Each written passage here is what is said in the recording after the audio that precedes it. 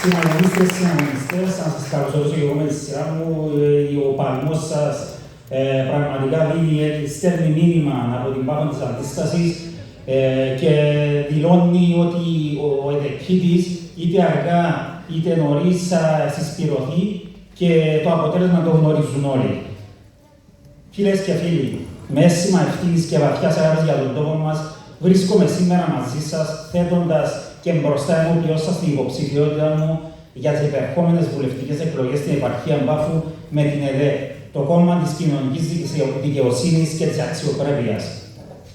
Η Πάφος δεν είναι απλώς ο τόπος καταγωγής μας, είναι η καθημερινότητά μας, οι ανθρώπινοι στα χωριά και πόλεις μας, ο μόχθος και οι αγωνίες μας. Η Πάφος είναι ένας τόπος με μεγάλες δυνατότητες, αλλά και πάρα πολλές προκλήσεις.